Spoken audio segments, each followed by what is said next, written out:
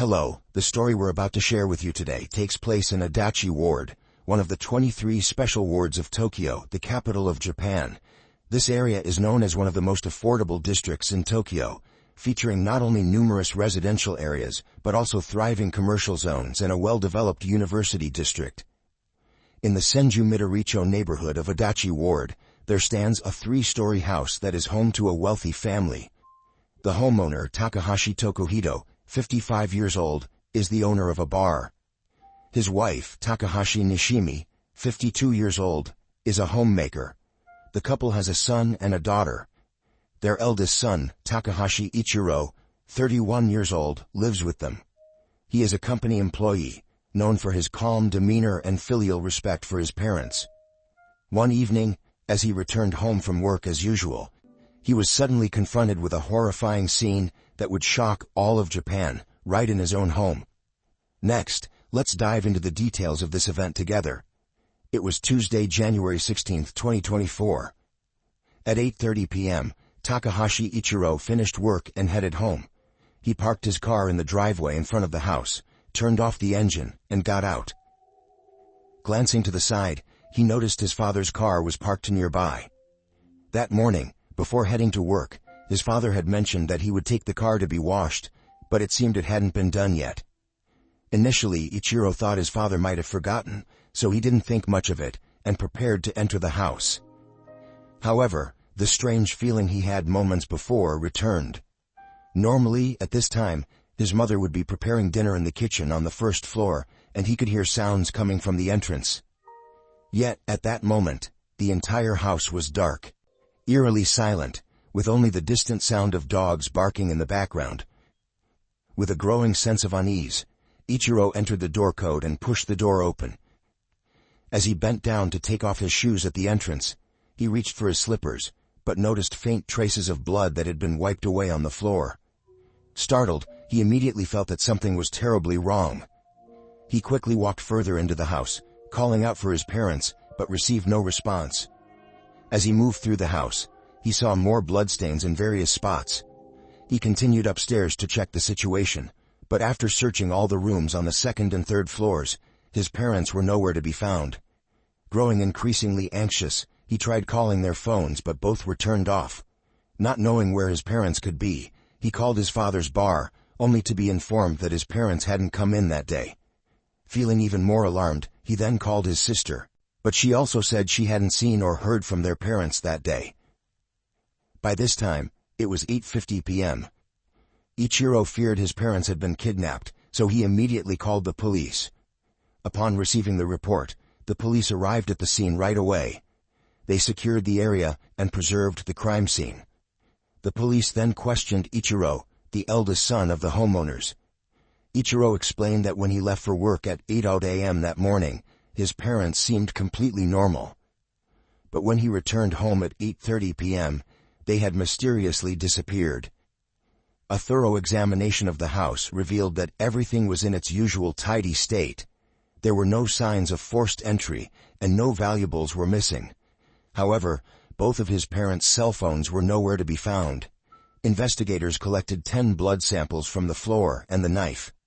The tests quickly revealed that most of the blood at the scene belonged to Mr. and Mrs. Takahashi. However, DNA from an unknown man was also found on the floor and the knife. Based on the evidence found on the first floor, the police suspect that the Takahashi couple was attacked right at the entrance. The authorities believe the likelihood of the couple surviving is very low, and if they are alive, they are likely gravely injured. Nevertheless, finding them remains the top priority. Since no valuables were stolen, the police ruled out robbery as the motive. Given that the Takahashi family was well off, the police considered the possibility, as Ichiro had feared, that his parents might have been kidnapped. If that is the case, the kidnappers could call at any time. The police then checked the phone records of Mr. and Mrs. Takahashi, and the last known location of their phone signals was indeed at their home. The following day, Ichiro still hadn't received any calls from the kidnappers. This lowered the likelihood of a kidnapping. The police also reviewed surveillance footage around the Takahashi home to track the couple's movements on the day of the incident. The footage showed that Mr. Takahashi Tokuhito left the house at 1:00 p.m., and half an hour later, Mrs. Takahashi Nishimi also went out. Mrs. Takahashi returned home at 4:30 p.m. After that, they did not appear on any more surveillance footage. After further investigation, the police gathered some information about the missing individuals.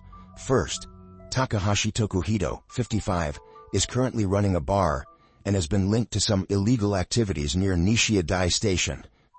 The street where his bar is located has many similar clubs and bars, but Tokuhito's bar has been in business for over 25 years and is well known. Although the bar isn't large, it has a loyal clientele, mostly men around 50 years old. Mr. Takahashi and his eldest son jointly took out a loan of 37 million yen, equivalent to approximately $250,000, to purchase the house in Senju. Although there was some financial pressure, it was still within their means. There are rumors that the true owner of the house is the eldest son, and knowing his son didn't have much money, Mr. Takahashi shouldered the majority of the loan. Mr. Tokuhito often went out at night and was less active during the day. As a result, those who knew him were mostly customers of the bar. People generally described him as good-looking and kind-hearted. If a customer missed the last train home at night, he would sometimes stay with them until morning. Aside from his work, his greatest passion was cars. The 2 cars at the house were both purchased based on his interests. Next is the wife, Takahashi Nishimi, 52, a homemaker. She is quite shy and not very social, but she's always polite to everyone. In the eyes of their neighbors, the couple was seen as affectionate and kind. Although Mr. Takahashi ran a bar associated with some illegal activities, they never went out of their way to cause trouble for others. Therefore, the incident didn't seem to be the result of a business dispute. After gathering basic information about the missing couple, the police shifted their suspicions toward the person who reported the case, Takahashi Ichiro. Someone informed the police that they had seen him arguing with his parents about money, and it seemed that he had borrowed a significant amount from his father. The police suspected that Ichiro might have harmed his father over money, and his mother, having witnessed the whole thing, was also silenced by him. Ichiro was furious at these accusations. He admitted to borrowing money from his father, but he insisted that their father-son relationship was strong, and the house loan was still being paid off. He said he could never be so cruel as to harm his parents. Several of Ichiro's colleagues provided an alibi for him, stating that he was at work all day on the day of the incident and didn't leave the office until he went home. As a result, he was cleared of suspicion. Upon reviewing the surveillance footage from the day of the incident, the police noticed something unusual. Shortly after Ichiro left the house that morning, a man and a woman appeared nearby. They were both wearing masks, and they weren't seen leaving until later in the afternoon. After leaving, they discarded something in a nearby trash bin. Based on their appearance and clothing, the pair seemed highly suspicious. The investigators immediately searched the trash bin. Eventually, they found the package that the 2 individuals had discarded. When they opened it, they discovered several blood-stained clothes inside, and quickly sent them to the forensic lab for analysis. The Takahashi couple had not appeared on surveillance footage after 4:30 p.m. that day. With kidnapping ruled out, the possibility arose that they had been murdered and their bodies hidden. Therefore, the police began meticulously searching the surrounding areas, focusing on the vicinity of the Takahashi home. However, they found no evidence of any freshly dug earth nearby. On the 3rd day after the incident, the Takahashi couple was still missing. At 6:01 p.m., the police were carefully searching every corner of the Takahashi house. When one officer reached the first-floor hallway, he suddenly noticed a strange odor. He followed the scent to a particular room. On the left side of the room was a bathroom, on the right was a toilet, and in the middle was a sink area. The officer looked around carefully, and although the room appeared normal, the strange smell persisted. Upon closer inspection, he noticed a gap beneath the floor. This design is not uncommon. Some houses are built with such spaces for storing items or for easier access when repairing certain fixtures. Realizing there was storage space under the floor, the officer lifted the flooring and was met with the sight of 2 large cabinets. Sensing that something was seriously wrong, He quickly called his colleagues over to assist. After opening the 2 cabinets, the police were horrified to discover that each one contained a body. Both victims had multiple stab wounds to their chests. The police immediately notified Ichiro. When he saw what was inside the cabinets, his body began to tremble uncontrollably. His faint hope that his parents might still be alive was shattered. The victims were indeed his mother and father. The autopsy results revealed that Mr. Tokuhito had over 10 stab wounds, while Mrs. Nishimi had 8. Their time of death was determined to be January 16th, 2 days earlier. Ichiro was devastated by the news. He took a leave of absence from work, focusing solely on finding the killer to seek justice for his parents. That same day, the investigation made a significant breakthrough. The blood on the clothes found in the trash bag, which had been sent for testing earlier, was confirmed to belong to the Takahashi couple, matching the blood at the entrance of the crime scene. The police determined that the man and woman seen in the surveillance footage were closely linked to the crime. The police then took images of the couple to Mr. Tokuhito's bar to ask the staff if they recognized them, but none of the employees knew who they were. Ichiro was also called in to review the surveillance footage. Although the man and woman were wearing masks and hats that obscured their faces, Ichiro immediately recognized the woman on the screen. She was his ex-girlfriend, Morales Hazel Alpavisa, a Filipina who spoke fluent Japanese. Ichiro suddenly remembered that on the day of the incident, he had spoken with his ex-girlfriend on the phone. That afternoon, Morales unexpectedly called him. They had broken up not long before, so the call left Ichiro feeling a bit puzzled. However, since it was during his lunch break at work and wouldn't interfere with his job, he answered the call. Morales said she wanted to get back together, but Ichiro made it clear that their relationship was over and suggested they could remain friends in the future. After hearing that, Morales said nothing and hung up. Ichiro then returned to work. Around 5 p.m., he called Morales back, but she didn't answer. So he texted her, asking if she was still working. Half an hour later, Morales replied with a single sentence. "It's over now." Sensing something was off, the police asked Ichiro more about their relationship. Ichiro explained that 3 years ago, he had met Morales by chance. She was 1 year younger than him, and their relationship gradually evolved into a romantic one. During that time, he often took her out on drives. Later, Morales frequently cited financial difficulties as a reason to borrow money, and Ichiro generously gave her the funds she asked for. Ichiro also mentioned that he had introduced Morales to his parents. At first they liked her, but when Ichiro proposed the idea of marrying Morales and expressed his hope that his parents would contribute financially, they immediately refused. His parents had discovered that Morales owed their son around 600,000 yen, approximately $4,000, and they strongly opposed him continuing the relationship with her. Mrs. Nishimi, in particular, was very firm, demanding that Morales repay the money immediately.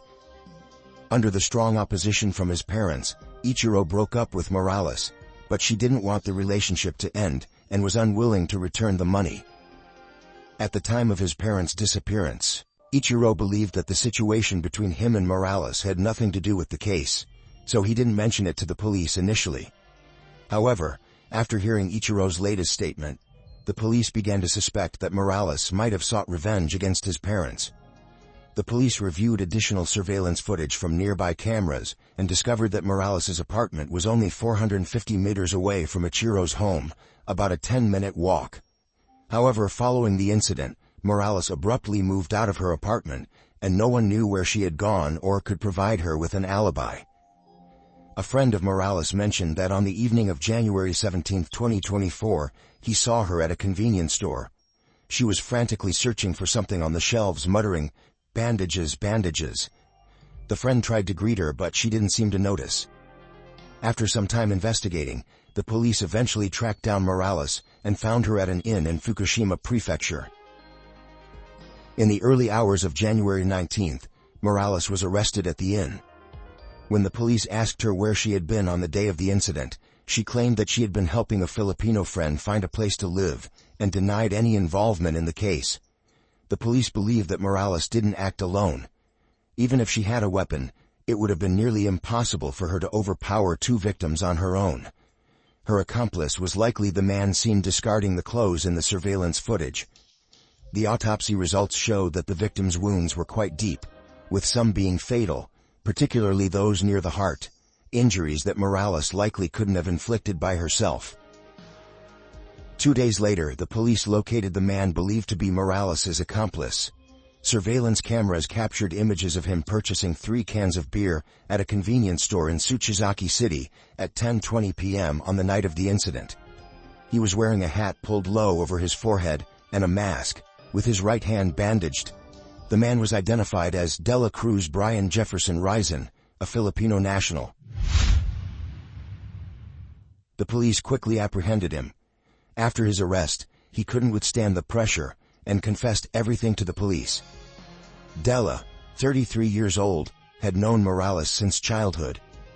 In July 2023, he came to Japan as a trainee and worked for a construction company. He lived in a small apartment in Tsuchizaki City. Besides Morales and a few Filipino friends, he didn't know anyone else and led a mostly solitary life. 2 months before the incident, Dela and his girlfriend, along with Morales, had dinner at a barbecue restaurant to celebrate their reunion. Dela claimed he didn't know Mr. and Mrs. Takahashi at all, and that the entire plan was Morales' idea. He was merely assisting her. On the other hand, Morales continued to remain silent. Despite her lack of cooperation, with Dela's confession, the sequence of events began to unfold. Morales had been observing the Takahashi family for a long time, learning their routines, and had even secretly entered their home several times. She reached out to Dela, her acquaintance, and laid out her plan. The 2 of them then prepared knives and plastic bags. At 8 a.m. on the day of the incident, Morales and Dela sneaked into the Takahashi house and hid in a room. Since Morales had previously been to the Takahashi home and knew the door code, the 2 were able to enter without alerting Mr. and Mrs. Takahashi. Around noon, while hiding inside the house, Morales called Ichiro. This call might have been her final internal struggle, solidifying her resolve to carry out her plan. At 1 p.m. Mr. Tokuhito left the house and returned shortly afterward. Half an hour later, Mrs. Nishimi also left. Once she was gone, the 2 attackers quickly ambushed Mr. Tokuhito, resulting in his death. At 4:30 p.m. Mrs. Nishimi returned home. As soon as she stepped inside, she was ambushed by the 2. Although she tried to resist, she couldn't overpower the attackers. After being repeatedly stabbed, she collapsed. Later in the afternoon, Ichiro called Morales, but she didn't answer because she and Dela were busy dealing with the bodies of Mr. and Mrs. Takahashi, hiding them under the floor to delay their discovery. Together, they placed the bodies into plastic containers and concealed them in the storage space beneath the bathroom floor on the first floor. They took the Takahashi's phones, turned them off, but couldn't remember where they discarded them. By the time they finished hiding the bodies, it was 5:30 p.m. Only then did Morales respond to Ichiro's text. Little did Ichiro know that her message, "It's over now," had such a chilling significance. Afterward, Morales and Dela removed their blood-stained coats, did a quick cleanup, and wiped the blood off the floor using the clothes they were wearing. On their way out, they casually tossed the bloodied clothes into a nearby trash bin. What puzzled the police was why the 2 didn't strike immediately after sneaking into the house in the morning, but instead waited until the Takahashis left before taking action. However, both Morales and Dela refused to reveal the reason. One theory is that Morales wanted to wait for Mrs. Nishimi to return home, so she could exact revenge on her for opposing Morales' relationship with Ichiro. Dela, as an accomplice, followed Morales' wishes and didn't act impulsively. Another possibility is that they were concerned that the noise might attract the attention of the neighbors, so they waited for a more opportune moment to carry out their plan. After the crime, Morales moved out of her old apartment and found an inn to hide from the police. During the struggle with Mr. Tokuhito, Dela injured his hand badly when it was cut by the knife. Afraid to seek treatment at a nearby hospital, he returned to his apartment in Tsuchizaki City and later sought care at a local hospital. However, Dela wasn't very adept at evading investigation. He had no real sense of being a fugitive, made only minimal efforts to conceal himself, and was caught on surveillance cameras when he went out to buy beer. On the other hand, through their investigation, the police learned more about Morales' background. In November 2017, Morales, then 23, came to Japan from the Philippines on a low-cost airline. With her youthful and attractive appearance, she landed a job as a receptionist at a bar. The bar primarily employed young women from the Philippines, just like her. This type of bar, catering mainly to foreigners, had been quite popular in Japan. Since 1998, however, entertainment venues employing foreign workers had come under strict scrutiny. Initially, Japan only issued permits for foreign performers to come to Japan to perform or work, but after numerous cases of people exploiting tourism visas to work illegally, the Japanese government intensified its inspections. However, if foreigners marry a Japanese citizen, they face far fewer restrictions. Not only do they have more freedom in choosing a career, but their residency period is extended, ranging from a minimum of 6 months to a maximum of 5 years. This is something many foreigners aspire to achieve. To secure a longer residency, Morales entered into a sham marriage with the son of the bar owner. Even though the bar owner's son already had a girlfriend, Morales and several other Filipino women at the bar also engaged in sham marriages with him to extend their stay in Japan. All of this took place before Morales arrived at the bar. Among the regular patrons was a 58-year-old wealthy man named Kaminsukasu, who frequently visited the bar. He was known to spend up to 1 million yen in a single night. People at the bar often saw Kaminsukasu sitting on the sofa, chatting under the dim lights, while Morales poured drinks for him. As their relationship grew closer, Kaminsukasu began buying her expensive gifts and taking her out on dates. He visited the bar 3 to 4 times a week. Despite having many customers, Morales was the top performer in the bar, which caused jealousy among the other girls. Morales was a typical Filipina who placed a high value on family. Her mother, stepfather, and younger sister all lived in the Philippines and largely depended on her for financial support. As Kaminsukasu spent more time with Morales, his feelings for her deepened. But one day he unexpectedly discovered that Morales had posted wedding photos on social media, which left him feeling displeased and betrayed. Morales explained that it was merely a fake marriage to secure a longer residency, and their relationship soon returned to normal.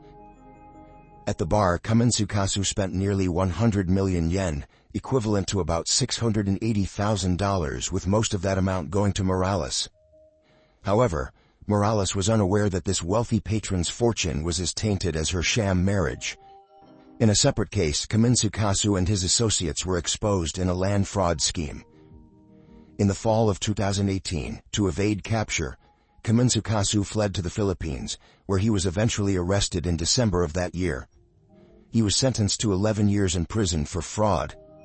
As Kaminsukasu found himself in legal trouble, the bar where Morales worked also faced a crisis. The scheme involving Filipino women at the bar who sought to extend their residency through sham marriages was uncovered. 26 people were arrested in connection with the scam. The police even uncovered that the bar owner himself was involved in illegal financial activities, including a past involvement in a robbery. During the investigation into the sham marriages, Morales became pregnant. However, her nominal husband, the bar owner's son, doubted that the child was his and refused to take responsibility. The situation led to arguments, and the two eventually decided to divorce. Morales lost her job and had to return to the Philippines with her child. After the divorce, the bar owner's son never contacted her again. After these upheavals, Morales, then 25, worked at various Filipino bars in other areas such as Takadanobaba and Takanotsuka for an extended period. Adachi Ward, where Takanotsuka is located, has the highest concentration of Filipinos in Tokyo and is known as Little Manila. Her living conditions had significantly declined from what they once were, but Morales was accustomed to a lavish lifestyle and often borrowed money from colleagues or customers. Over time, Morales gradually withdrew from her bar work and began working as a nursing assistant at a hospital in Tokyo. Due to financial pressure, she was forced to downgrade her lifestyle and became more reserved. However, she still longed to return to the glamorous life she once had. In 2021, Morales met Ichiro, a man just a year older than her. Ichiro was cheerful, energetic, and generous. They quickly became a couple. Morales often borrowed money from Ichiro, and he never pressured her to repay it, which made her feel very comfortable. However, when they decided to get married, Ichiro's parents strongly opposed the union and insisted that she repay her debts. But she couldn't afford to do so. What frustrated her even more was that Ichiro sided with his parents and broke up with her. By January 2024, Morales was deeply in debt and finally reached her breaking point. She blamed Ichiro's parents for all her problems. She believed that if it weren't for their interference, she could have married Ichiro and resolved all her issues. But now, her life was in shambles. With these thoughts in mind, she sought out Della, an old friend, to help her carry out her vengeful crime against the couple. Although the motive for the crime was clear, during the investigation, both Morales and Della blamed each other. While Della's DNA was found on the murder weapon, this didn't rule out Morales's involvement. However, based on the evidence collected, it appeared that Della was the one who physically carried out the crime, with Morales playing a supporting role. When the media reported their arrests, many people who knew Morales expressed surprise. They described her as someone who seemed very normal, not like someone capable of committing such a heinous act. One woman mentioned that she regretted not lending Morales money, saying, "If I had lent her the money to help her with her immediate problems, maybe she wouldn't have been driven to such desperation." The case attracted significant attention within the Filipino community. Some criticized Morales and Della for tarnishing the image of Filipinos and negatively impacting others from the Philippines living in Japan. Morales's striking appearance was also a key factor that drew public interest. Some people have also looked into her relationship with Ichiro and believe that she still had lingering feelings for her ex-boyfriend. They argue that if she didn't, she wouldn't have continued to contact him after borrowing money. Furthermore, despite owing money to many people, she chose to exact revenge on Ichiro's parents. If her motivation was purely to resolve financial disputes, such extreme actions wouldn't have been necessary. Therefore, some speculate that her motive was likely tied to a complicated mix of love and hatred toward Ichiro. Despite the outside speculation, the police continued their investigation, hoping that Morales would eventually cooperate. 2 months after the crime, Morales and Della were charged with premeditated murder. As of now, the trial has not yet begun. What role Morales, who remains silent, actually played in this crime remains to be seen. Feel free to share your thoughts in the comments below. That brings us to the end of today's video. If you don't want to miss any updates on this case, make sure to hit the like button and subscribe to our channel. For now, goodbye, and see you next time.